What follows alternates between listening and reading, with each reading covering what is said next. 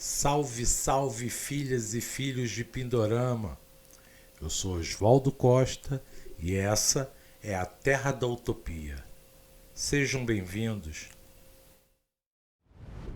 Se essa é a sua primeira vez aqui no canal, saiba que a Terra da Utopia é uma arena de discussão de ideias para um mundo melhor.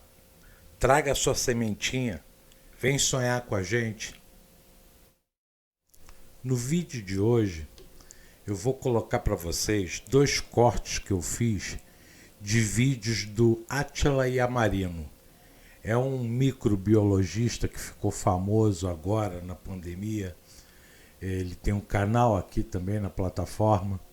E ele fala numa série de vídeos que ele está fazendo sobre o meio ambiente e a nossa relação com ele. O primeiro vídeo ele fala de mudanças climáticas e no segundo vídeo ele fala da possível desertificação do país. Vale muito a pena vocês darem uma olhada. Eu fiz só o corte.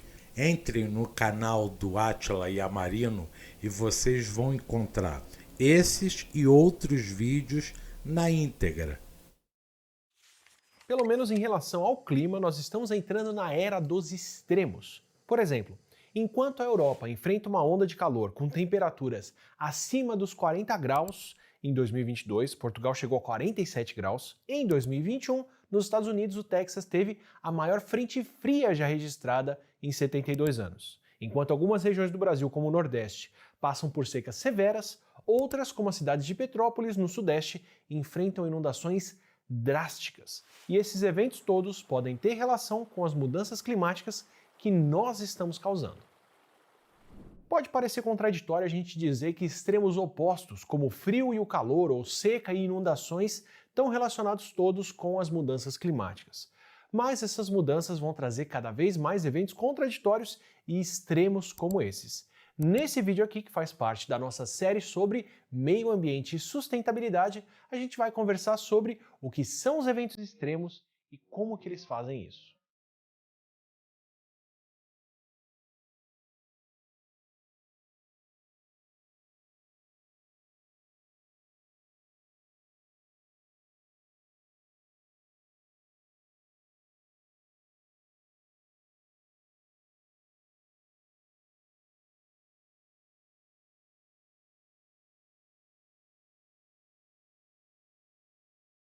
Para entender melhor o que são os eventos extremos, imagina, por exemplo, você tentar determinar o que é algo extremo para uma região pelos últimos 30 anos.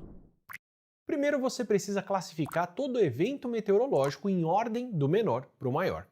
Todas as chuvas medidas em milímetros de precipitação, que é o quanto de água cai, todos os períodos de seca, medidos em dias, temperaturas diárias e por aí vai. Os eventos extremos vão ser aqueles próximos do máximo e do mínimo, da temperatura mais alta, da precipitação mais baixa, da seca, da inundação, durante o período que você acompanhou. Assim, quando a gente fala que essa foi a maior tempestade de Petrópolis, o que nós queremos dizer é que, desde quando a cidade registra quanta chuva cai ali, o que a cidade faz desde 1932, essa foi a maior medida.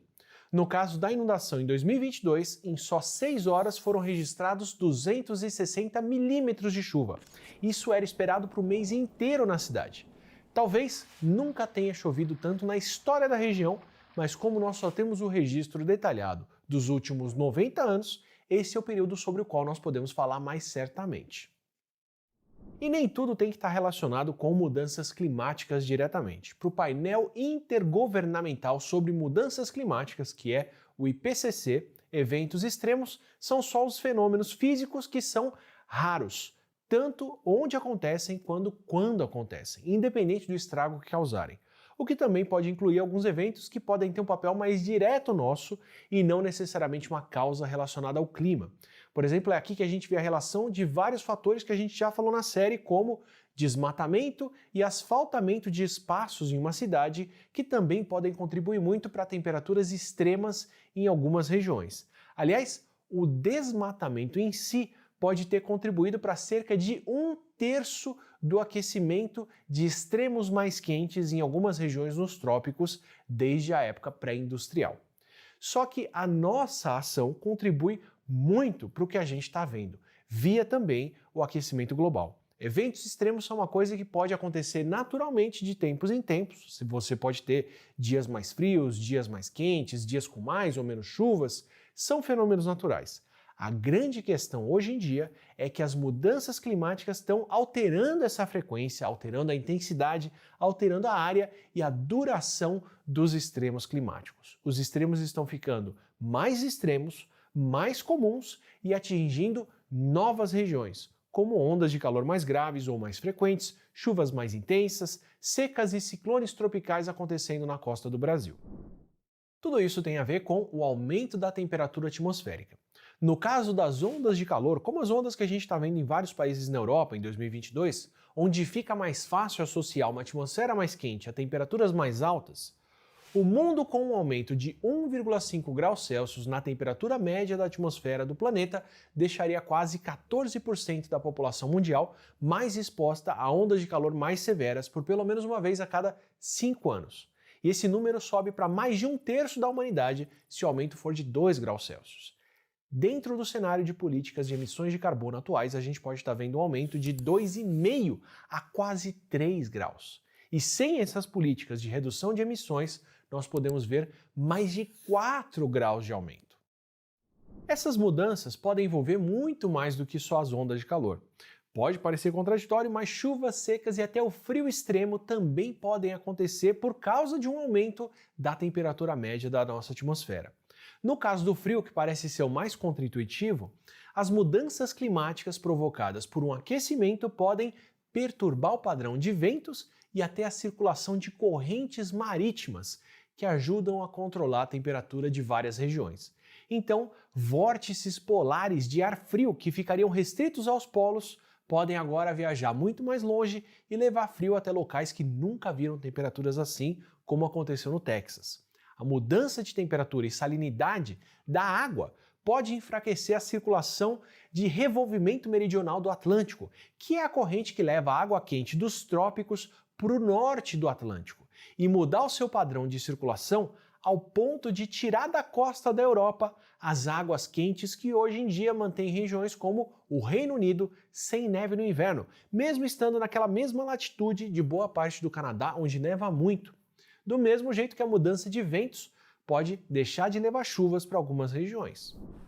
Enquanto uma atmosfera mais quente, que suporta muito mais vapor de água, pode levar chuvas muito mais intensas para outras regiões.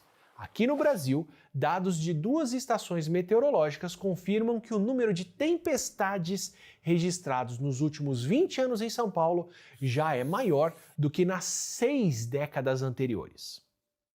Por isso a gente acaba usando mais o termo mudança climática e não necessariamente aquecimento global, já que não é só o aquecimento que está acontecendo. O aquecimento provoca outras mudanças.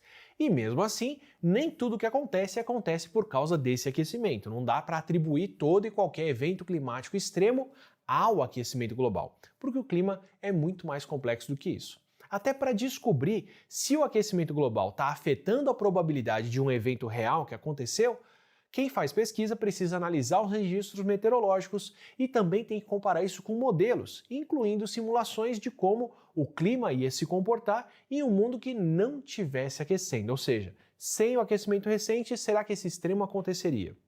E com a possibilidade das regiões afetadas culparem e buscarem reparos financeiros de quem seria mais diretamente responsável pelas emissões dos gases de efeito estufa, o assunto fica ainda mais delicado.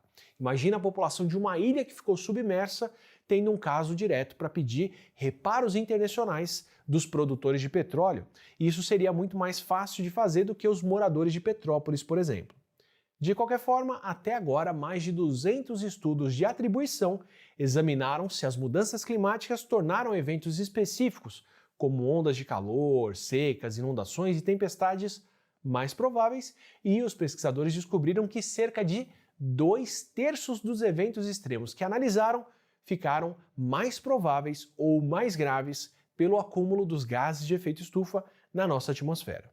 Um exemplo de uma análise dessas é a análise de uma onda de calor que atingiu partes da Europa entre maio e julho de 2018, onde se descobriu que as mudanças climáticas dobraram as chances dessa onda de calor acontecer em vários dos países afetados. Enquanto aqui no Brasil, o nosso problema é outro. A gente tem, ao mesmo tempo, mais chances de enchentes em algumas regiões, enquanto outras regiões podem sofrer com secas mais longas. Em 2021, o norte do Brasil foi atingido por inundações e Manaus teve a maior enchente dos seus 119 anos de história de registro. Mas no mesmo ano, o centro-oeste e o sudeste do país passaram pela pior seca em 100 anos. E isso é preocupante porque os impactos dos eventos extremos têm consequências importantes para todo mundo. As secas reduzem a produtividade das lavouras e a água para a geração de energia nas indústrias hidroelétricas. Com isso, o preço dos alimentos e da energia sobem. Falta de chuva tira parte da comida do seu prato e deixa a parte que sobrou mais cara. A gente viu um pouco disso no vídeo sobre desertificação e crise hídrica. Enquanto as enchentes podem destruir propriedades, destruir infraestrutura, criar desabrigados e criar condições de moradia mais precárias. Além, claro, do risco à vida das pessoas, como ferimentos, afogamentos e o aumento de casos de doenças como leptospirose e hepatite A. Só que para muita gente, os impactos na saúde mental de um clima mais extremo podem ser mais sérios e mais persistentes do que os impactos na saúde física. Por exemplo, os impactos físicos e financeiros das inundações estão associados ao risco de piora na saúde mental e a realocação das pessoas durante a recuperação de inundações também vai impactar a saúde mental a longo prazo. E esse é um dos fenômenos extremos que as mudanças climáticas turbinam mais. Em 2021, uma nuvem de poeira tomou os céus do interior de São Paulo a ponto de escurecer o dia. O fenômeno, que também é chamado de tempestade de areia, costuma acontecer em regiões áridas, semiáridas e em desertos, como no Oriente Médio ou no norte da África. Mas tempestades de areia não costumam acontecer no Brasil, ou não costumavam, porque o desmatamento e as queimadas que a gente já explicou nos primeiros episódios dessa série podem trazer um outro desdobramento que veremos aqui, que é a desertificação. Essa tempestade de 2021, que a gente inclusive voltou a ver em 2022, é o que acontece quando uma região desmatada perde a sua cobertura vegetal. Sem as folhas das plantas para proteger o solo de cima e sem as raízes para segurar o solo por baixo, a chuva e os ventos não têm mais obstáculos e podem levar a camada de solo mais fértil que levou milhares de anos para se formar.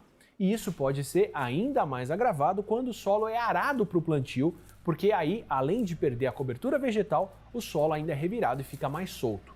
Tanto que em 2021, a tempestade de areia aconteceu no intervalo entre uma colheita e um novo plantio, que é quando a terra está mais desprotegida. E isso tem muitas consequências além da poeira toda que a gente vê. Porque a tempestade de poeira é a manifestação visual de um fenômeno bastante sério e mais abrangente, que preocupa inclusive para a agricultura. Porque a degradação da terra acaba virando uma redução ou inclusive a perda da complexidade biológica e aí da produtividade tanto biológica quanto econômica das terras agrícolas. Sem essa camada superior do solo, que é a camada mais fértil, a terra pode ficar muito menos propícia para as plantas, e aí plantas naturais, ou as plantas que a gente quer plantar lá, e essas mudanças do solo acabam sendo um dos maiores causadores da desertificação, já que a degradação ambiental é sempre desencadeada pela remoção da cobertura vegetal natural. Eu decidi trazer esse assunto à baila porque, junto com as mudanças mercantilistas que estão acontecendo nos últimos anos na relação de trabalho com o capital, as possíveis mudanças na automação e na inteligência artificial, também as mudanças climáticas, na maioria dos casos, causadas pelo próprio capitalismo e o efeito do homem na natureza, esses dois fatores sozinhos já são graves, mas combinados podem ser uma tragédia de proporções colossais, homéricas. Todo aquele papo que eu tenho tido com vocês desde os primeiros vídeos e eu tenho focado muito nas relações sociais, principalmente da sociedade como um todo, com os mais pobres, os que mais vão sentir os efeitos da mudança climática e desse capitalismo 4.0 é justamente os mais pobres, os mais humildes, os que não têm acesso à educação, aos meios de produção. Aliás, não têm acesso a quase nada. Uma grande parcela, é quase 1 bilhão de habitantes no mundo, abaixo da linha da pobreza. É só vocês lembrarem dos últimos anos a quantidade de catástrofes naturais que tem acontecido nos extremos, locais ficando desérticos, secas extremas, em outros locais excesso de chuva, frio em locais que não conheciam o frio, como por exemplo o Texas, nos Estados Unidos, que teve uma onda de frio extremo que eles nunca tinham ouvido falar. Você tem, no oposto a isso, em alguns locais dos Estados Unidos e na Europa quase toda, temperaturas muito acima do normal. Por exemplo, um dos locais, se eu não me engano, em Portugal, chegou a registrar 47 graus centígrados. Isso, para o padrão europeu, é algo absurdo, inimaginável. Mas nesses extremos, sempre a corda arrebenta do lado mais fraco. As pessoas que têm menos recursos para mitigar esses efeitos é as que vão sofrer mais. Nós tivemos exemplos gravíssimos disso aqui no Brasil recentemente. Aqui no Rio de Janeiro nós tivemos a tragédia de Petrópolis mais uma vez. Tivemos já num passado recente também em Teresópolis, Nova Friburgo. E aqui na cidade do Rio já tivemos vários. Zona Oeste, Zona Norte, Baixada Fluminense. É sempre do lado mais fraco. Se houver, por exemplo, uma quebra de safra, imagine quem vai sentir isso no bolso, na carne.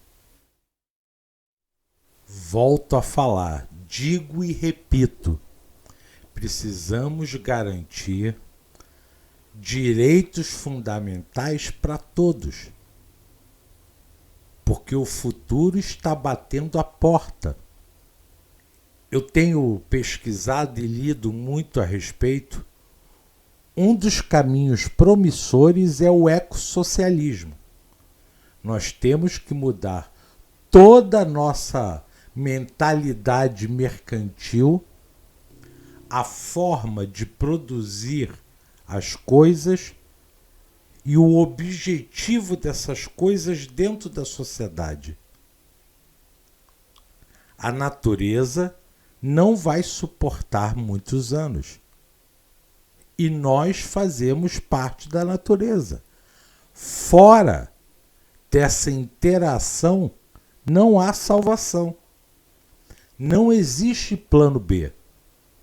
O que bilionários como Elon Musk, Jeff Bezos estão fazendo de procurar outros planetas, outras luas, formas de sobreviver nesses locais, isso é plano para muitos, talvez séculos. Nós temos vários gargalos que não nos permitem sobreviver fora do planeta Terra.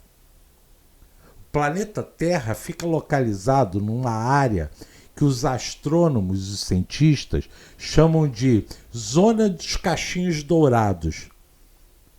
Se estivéssemos mais próximo do Sol ou mais distante do Sol, pouquinho que fosse, fora dessa zona de conforto, a vida no planeta Terra não existiria. É simples assim. não há plano B. Não existe fora. Ou nós resolvemos dentro da nossa casa os nossos problemas, ou a história humana na Terra vai acabar. E eu acredito que o primeiro passo é mudarmos completamente a correlação de forças. Nós, incluindo a classe média, somos a maioria absoluta. Nós temos a força do trabalho e do consumo. O consumo, inclusive, é a base do capitalismo. Sem consumo não há capitalismo. Pensem nesse pequeno detalhe. O que vamos consumir? Como vamos consumir? Para complementar esse vídeo de hoje, gente, eu vou colocar aqui 2 prints que eu dei em 2 telas de 2 entrevistas muito boas. Uma com o professor Alisson Mascaro, ele é jurista, filósofo, e ele fala muito sobre a desigualdade dentro do capitalismo. Fantástico, uma aula, para quem quiser se aprofundar, vale a pena. É um vídeo aqui do canal do YouTube. E o outro é uma entrevista também, numa palestra, com uma menina que eu esqueci o nome agora, mas que ela tem um canal chamado Tese 11. Sabrina... Vocês vão ver, tá? O nome dela logo no início, e ela está falando sobre a derrocada da democracia. Vale a pena. Assistam até o final, dê seu like, ative o sininho, comente, compartilhe e, acima de tudo, interaja, traga suas ideias. Como eu sempre termino parafraseando o meu amigo Raulzito: sonho que se sonha só é só um sonho que se sonha só. Mas sonho que se sonha junto é realidade. Boa noite, buscadores. Durmam bem.